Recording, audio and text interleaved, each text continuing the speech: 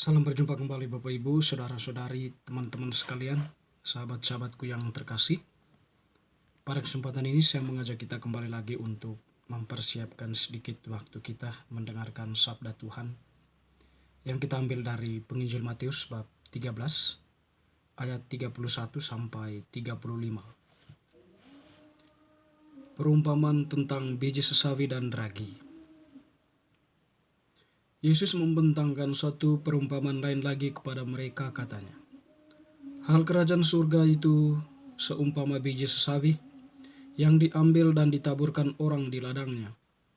Memang biji itu yang paling kecil dari segala jenis benih, tetapi apabila sudah tumbuh, sesawi itu lebih besar daripada sayuran yang lain, bahkan menjadi pohon sehingga burung-burung di udara datang bersarang pada cabang-cabangnya." Dan ia menceritakan perumpamaan ini juga kepada mereka. Hal kerajaan surga itu seumpama ragi yang diambil seorang perempuan dan diadukan ke dalam tepung terigu 3 sukat sampai kamir seluruhnya. Semuanya itu disampaikan Yesus kepada orang banyak dalam perumpamaan, dan tanpa perumpamaan suatu pun tidak disampaikannya kepada mereka, supaya genaplah firman yang disampaikan oleh Nabi. "Aku mau membuka mulutku mengatakan perumpamaan. Aku mau mengucapkan hal yang tersembunyi sejak dunia dijadikan." Demikianlah sabda Tuhan. Terpujilah Kristus. Teman-teman sekalian, Bapak Ibu, saudara-saudari yang terkasih, ya sering kita mendengar ataupun dalam refleksi-refleksi singkat sederhana kita menyampaikan maksud dari perumpamaan yang digunakan oleh Yesus dalam memberitakan tentang kerajaan surga. Jadi tujuan yang mungkin paling sederhana yang kita mengerti bahwa perumpamaan itu disampaikan oleh Yesus dengan maksud supaya para pendengarnya itu bisa dengan mudah mengerti atau memahami maksud dari Yesus menyampaikan perumpamaan itu. Artinya kan perumpamaan itu mungkin dibilang sebagai bahasa yang sederhana, ya, yang lazim dikenal oleh masyarakat pada waktu itu atau para pendengarnya pada waktu itu.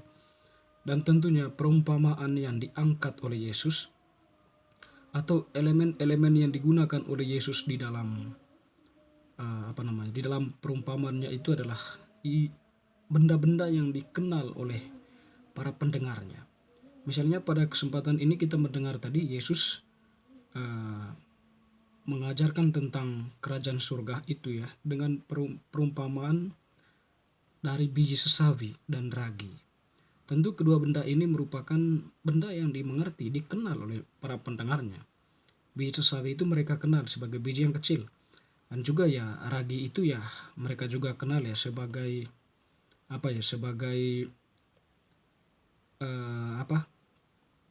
sebagai mungkin adonan yang dicampurkan dalam tepung terigu. Jadi untuk memberi rasa, ya, gitu.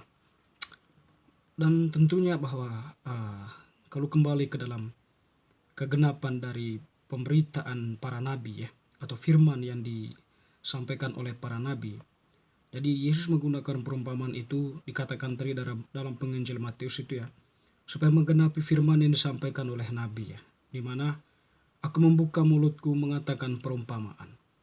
Aku mau mengucapkan hal yang tersembunyi sejak dunia dijadikan." Kan Yesus itu ya menggenapi apa yang difirmankan oleh para nabi, ya. Penggunaan perumpamaan itu, ya, ternyata sudah dinubuatkan oleh para nabi.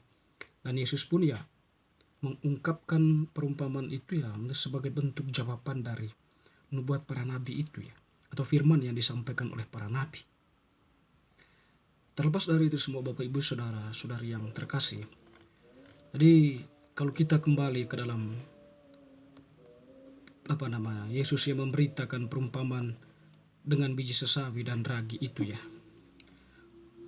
kita lebih jauh merefleksikan begini. Biji sesawi itu kita identikan dengan dengan firman Allah. Jadi firman Allah itu, ya, meskipun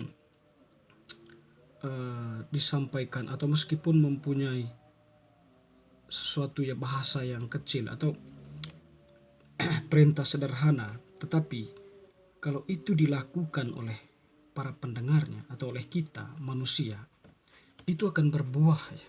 Artinya kan bahwa kita menghayati, mendengarkan firman itu, lalu kemudian kita hayati dan kita lakukan atau praktekkan dalam kehidupan nyata, dalam kehidupan sosial kita, di tempat kita bekerja, dalam keluarga maupun di tengah masyarakat ya.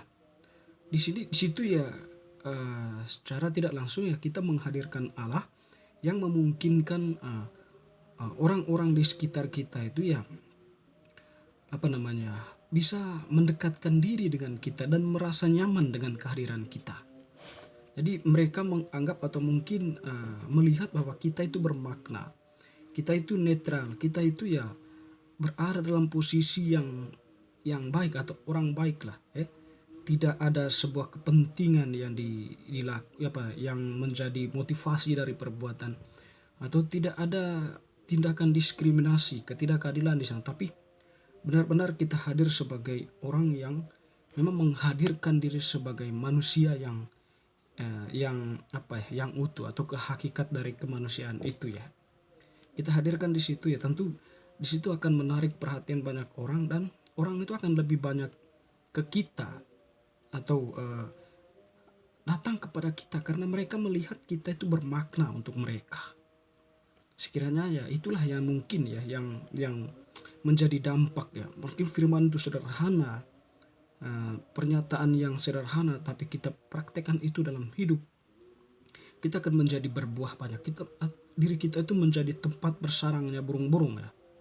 Sebagaimana dikatakan oleh Yesus tadi ya, yang diambil dan ditaburkan di ladang. Memang biji itu yang paling kecil ya dari segala jenis benih ya. Mungkin gitu firman itu ya. Meskipun sederhana, tetapi apabila sudah tumbuh masuk ke dalam diri kita, kita hayati, kita ekspresikan dalam hidup sosial kita, maka sesawi itu lebih besar daripada sayuran yang lain, bahkan menjadi pohon sehingga burung-burung di udara datang bersarang pada cabang-cabangnya ya. Sekiranya itu ya, bahwa diri kita itu bermakna bagi yang lain ketika kita sungguh-sungguh menghayati, menerima firman itu dan mempraktekkan atau menumbuhkan firman itu dalam realitas sosial kehidupan kita. Jadi kehadiran kita di sana ya benar-benar kehadiran sebagai pribadi yang memang mempunyai landasan yang kuat oleh firman itu yang kita dengar ya. Tentu dalam hal ini adalah kehendak Allah, perintah Allah, atau apa yang disampaikan oleh Allah untuk kita lakukan. Lalu kemudian ya juga apa tadi yang diangkat oleh Yesus itu, seperti ragi ya. Hal kerajaan surga itu seumpama ragi yang diambil seseorang perempuan dan diadukkan dalam tepung terigu 3 sukat sampai kamer seluruhnya. Artinya kan ragi itu bermakna ketika dimasukkan ke dalam terigu ya 3 sukat dan diadukkan di sana.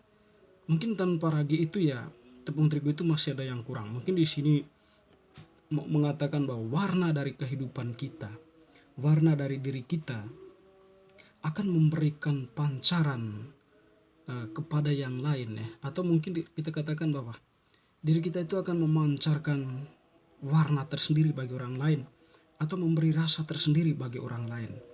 Ya memang kemudian kalau dicampurkan atau kalau orang itu mengadopsinya berdasarkan tadi kebenaran diri kita itu ya dilandasi oleh firman Tuhan, tentu orang itu pun ya akan bertumbuh dan menjadi warna yang baru bagi orang lain dari diri mereka.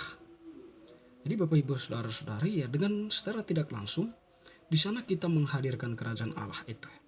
Kerajaan Allah itu kita hadirkan di tengah situasi kehidupan sosial kita. Intinya bahwa kalau kita mendengarkan firman Tuhan itu, kerajaan surga itu seperti itu. Kita menciptakan damai, kita menciptakan persaudaraan di sana. Nah kan untuk kita berbicara tentang eskatologis dari kerajaan surga itu nanti ya, peristiwa nanti di mana Yesuslah yang akan mengadili kita. Apakah kita masuk dalam golongan sebagai ilalang atau kita masuk dalam golongan golongan biji yang baik gitu ya. Apa itu istilahnya? Gandum. Tentu dalam hal ini Tuhan memperhitungkan segala sesuatu yang kita perbuat. Berdasarkan perbuatan kita itulah Tuhan mengambil tindakan kita masuk dalam golongan mana. Dan sekiranya ya apa yang sudah disampaikan oleh Tuhan ini tentang kerajaan surga melalui perumpamaan itu ya tentang diri kita. Bagaimana kita memaknai diri kita dalam kehidupan kita sesuai dengan ajaran Tuhan, sesuai dengan apa yang dikehendaki oleh Tuhan sendiri. Semoga bacaan hari ini semakin meneguhkan iman kita. Amin.